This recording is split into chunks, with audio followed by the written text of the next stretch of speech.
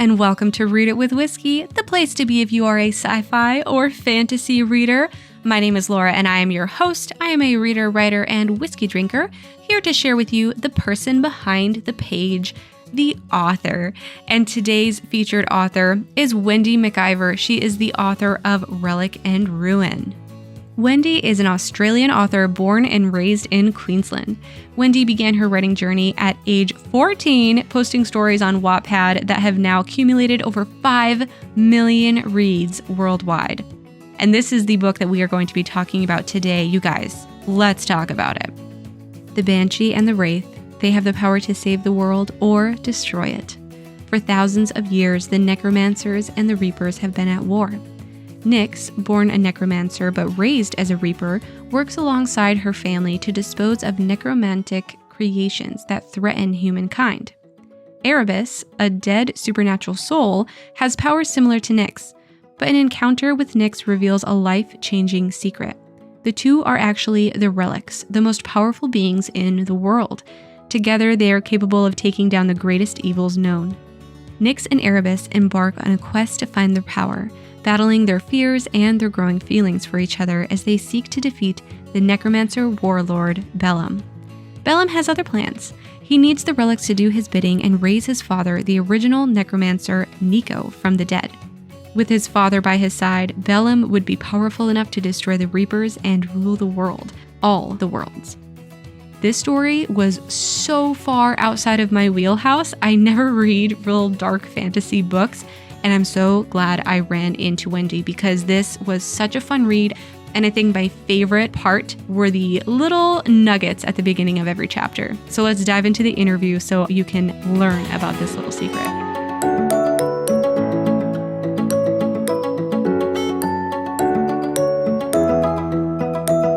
Hello and welcome to Read It with Whiskey. Wendii, I am so excited to have you on the show. How's your day going so far? So good. It's like almost 10 o'clock at night here. It's been a big day, but I'm very excited. Yes, I know when I was trying to book out, whenever I'm trying to book out authors in different countries, it's a little bit of a struggle. So it's 7 a.m. for me, 10 p.m. for you. But that's okay because we're here and we're chatting and our listeners are going to love our conversation because we are going to be talking about your book, Relic and Ruin. I absolutely adored this book. I flew through it. I think I read it in like a day and a half, maybe. It definitely piqued my interest. And it's not a book that I would usually gravitate towards. So that's one of the reasons why I absolutely loved it. But before we dive into the book, I would love for you to tell our listeners a little bit about yourself and your writing career. So I started writing when I was about 14 with Wattpad. I was that age when I started writing Relic and Ruin on the platform.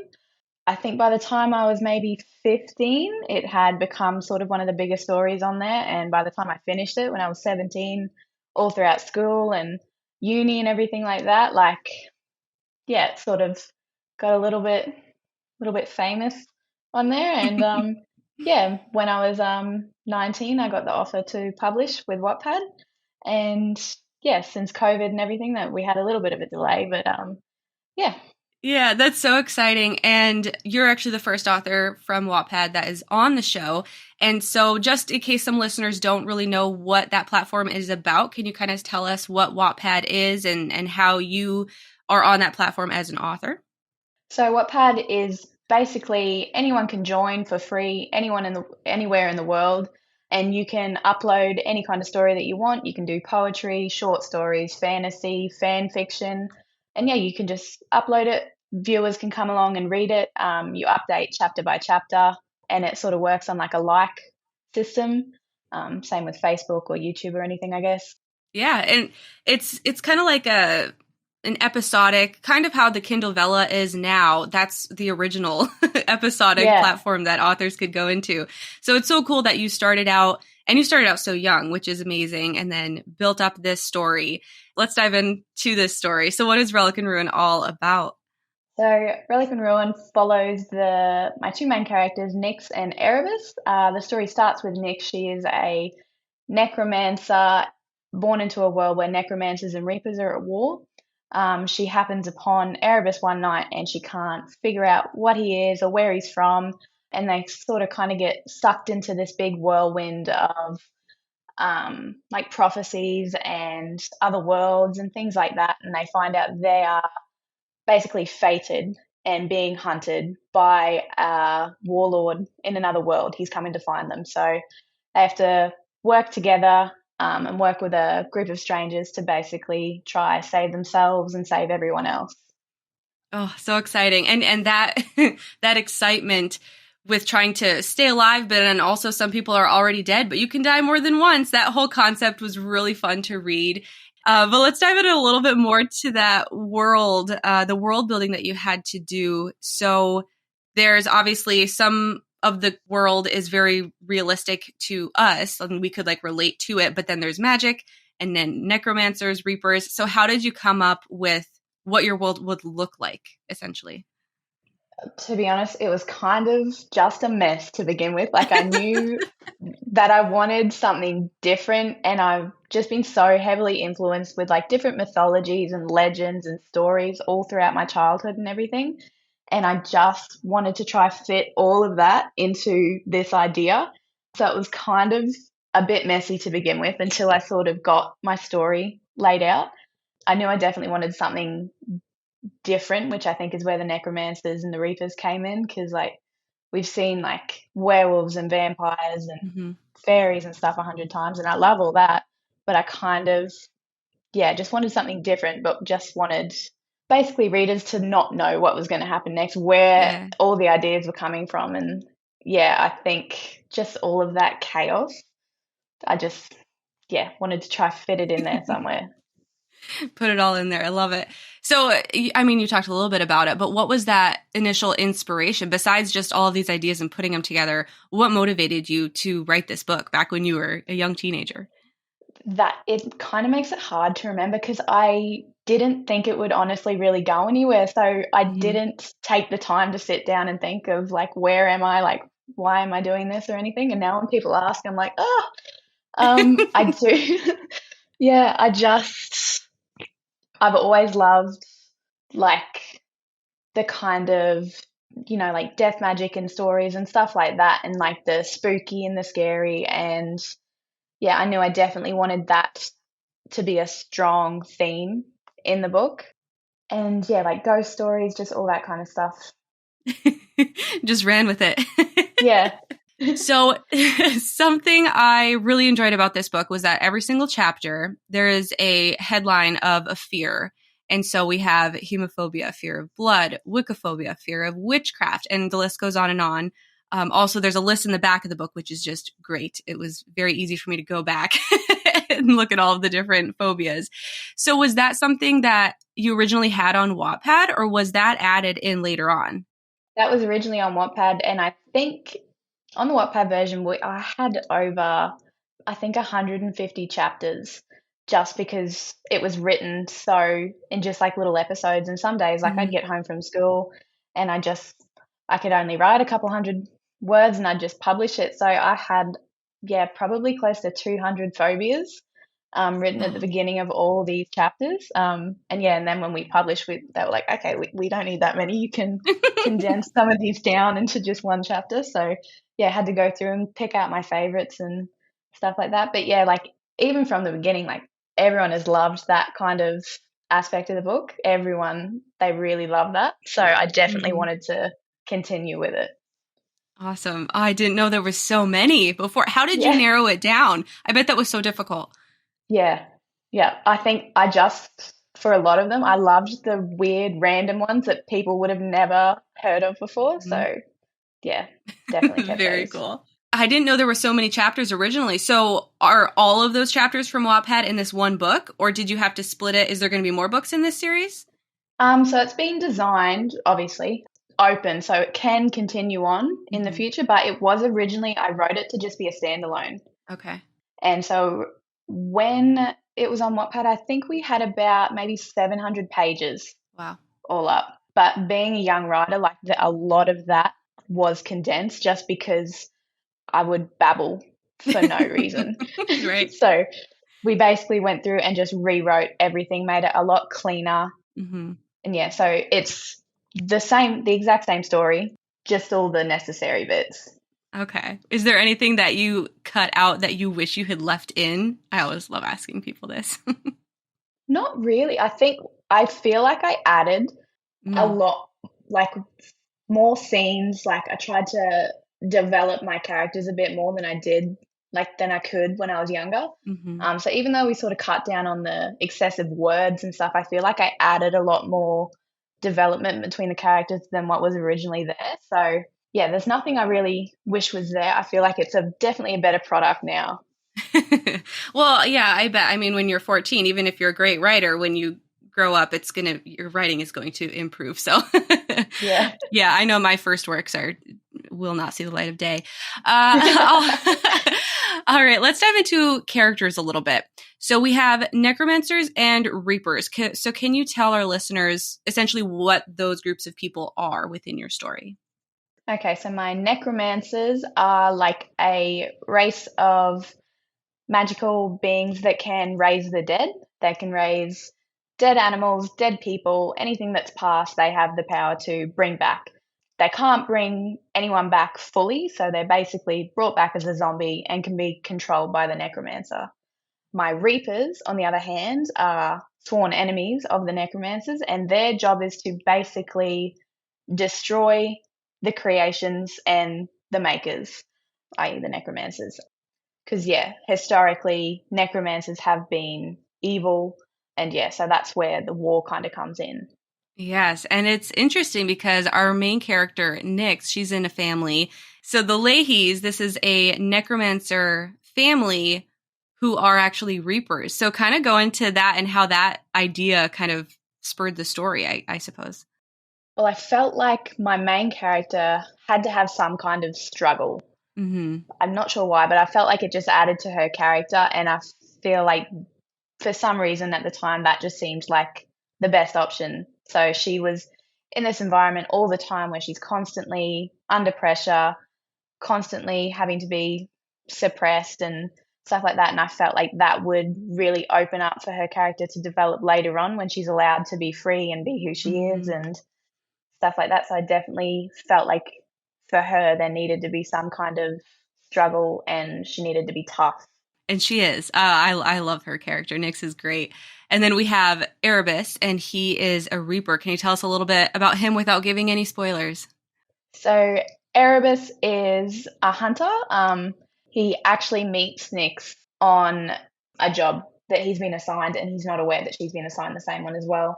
As the readers will know, Erebus doesn't know a whole lot about who he is and where he comes from, but he does. He has people that he lives with and he works with that are reapers as well, and they kind of, I guess, help him become part of the community, I guess, of the reapers and everything without giving too much away. Mm-hmm. Spoilers is so difficult because I want to like dive into everything, but then I'm like, no, they have to read the book. So who is your ultimate favorite character in the story, or maybe who is your favorite to write?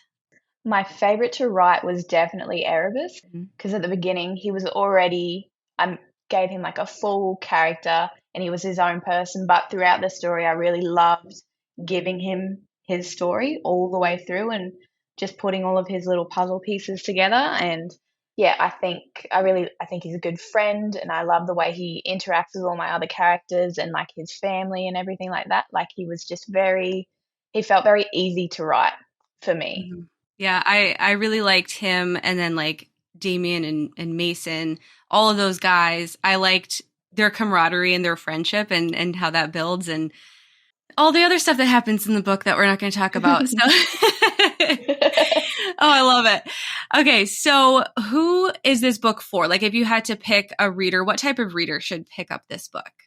I think any young reader, I guess, that's kind of looking for something a little bit different and a little bit out of the norm. Yeah, if you're kind of like me, that like I was at that age, a little bit over reading just the same kind of themes and stories and creatures and stuff. If you just want all kinds of things chucked at you, definitely check it out. And also a little bit more of a dark book, a little bit darker, scarier. And I always like when I find books that are young adult that are scary because you can't find many out there. And so obviously you were young adult when you were writing it. And so that definitely influenced. But yeah, I think that was one of my favorite things is that it's geared towards the younger people, but it's also scary and very adult, which Yeah. I think a lot of those readers in that age group are looking for because they don't want it to be like all rainbows and butterflies. They want some dark stuff happening. So here it is. Yeah. Yeah. So what emotions will your readers go through while they're reading it? Will they laugh? Will they cry, smile, get uncomfortable, be challenged? What should they expect? I think there'll definitely be some crying and some outrage at some of the things that I put those characters through. Even like from the comments on Wattpad to even the reviews I get now as a published book, like I have like people in caps like telling me off for the things that those characters have had to do. But along the way, like I hope that there's some laughs and I hope that I've made my characters a little bit witty and a little bit funny sometimes. So I think there'll definitely be some laughs and yeah, and I hope that they'll just trying to build the world and put it on paper as it is in my head has worked. So I hope there's little bit of like awe, I guess, Yeah, I interest love in this little yeah. it. I mean, I went through all those emotions, so I think they will too. All right. So, as writers, we all start as readers. So, I'd like to learn a little bit more about your reading habits. So, what is your favorite genre to read? My favorite genre is and basically the only genre I read is strictly fantasy. All right. So, do you read like this type of dark fantasy, or do you read like the dragons and kingdoms kind of fantasy, or just all fantasy? No, probably more this kind of fantasy, high fantasy. Kind of struggle to get into. Like if I have to read the name like 17 times to try understand how to say it, it turns me off. So Yeah. characters with like big high fantasy names, I just can't do. So Mhm. yeah, I kind of like I growing up, I loved reading like the Mortal Instruments. Mhm. I love all of like Laini Taylor's work and stuff like that. So that kind of genre, not too far fetched, but yeah, Yeah, in amongst definitely. that. Definitely the fantasy vibe. Yeah. So, what was the most recent book you read? At the moment, I've actually just started The Cruel Prince by Holly Black. Okay. All right. Yeah, that's on my Mm, TBR. And yeah. how many books did you read last year? Do you remember? I think I reread more books than I actually read new. So maybe five or six, not that many. Not Okay. that many. But you like to reread books. Interesting. What do you like about rereading books? Because I can't reread books. I don't know what it is. I never thought I would be able to as well, but all of these books, like I'm 23 and I still say like my favorite book is this and this, but then I realize I haven't read them in 10 years. Hmm. So I've gone back to all those books that I read as like an early teen and yeah, looked at it with fresh eyes again. It's like I'm kind of reading it for the first time again. I like reading new books. My TBR is so big. Yeah. All right. So we already mentioned this is a Wattpad book. I would like to know about any of the other books that you have. Do you have any other ones on Wattpad or coming out as regular published books soon? Tell us about it. On Wattpad, I also have a short story called Army. It's only about 12 pages long.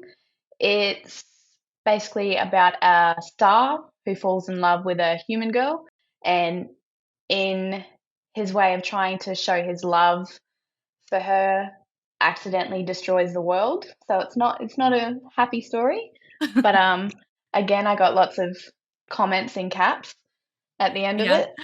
And then the work I'm currently working on at the moment is called Ladies of Lavender.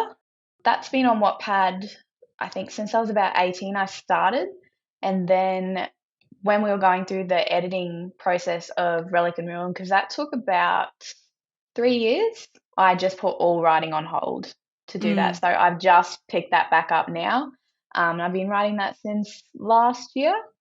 And yeah, for the time being, I've sort of halted updates on Wattpad just until I get it sorted in my head. Because yeah, again, I've picked up a story that I started writing when I was a teenager and just had to change a lot of things over.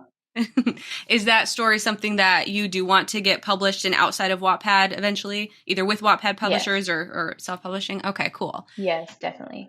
And how about any other projects? Any projects that you think you want to start or do outside of Wattpad, or are you sticking with them? It sounds like, I mean, it's working for you, so you might as well keep with it, right? Yeah. Well, once I have a finished manuscript for Ladies of Lavender, I'll probably end up putting it back on the site and just see where it goes from there. Cool. I love it. All right. Well, this has been a really fun conversation. I love talking to authors about their books. This is why we're here. But it's Read It with Whiskey, and it wouldn't be Read It with Whiskey without talking a little bit about whiskey. So, Wendii, what is your favorite whiskey to drink? I will admit I'm not an avid whiskey drinker, but I have recently actually tried one called Sheepdog. Okay. It is a peanut butter whiskey. Oh, yum. And it's amazing. Amazing. I love it. That's the flavor I always tell people if they're getting into whiskey at the very start. Like, don't start with a hard bourbon whiskey. Go with like a nice flavored peanut butter whiskey or a vanilla whiskey. Just ease your way in. Or a honey whiskey. That one's always really good too. Yeah. Very cool. I'll have to look that one up. All right. So where can people find you and your books and follow along with your journey? So people can find my books on Amazon, any of your major bookstores in America. You can find me on Instagram at Wendii Mac, and that's it. That's all I've got. I love it. I mean, that's all they need, as long as they can find you somewhere. All right. Well, this has been so much fun, Wendii. Thank you so much for being on the show. Thank you so much for having me. It's been great.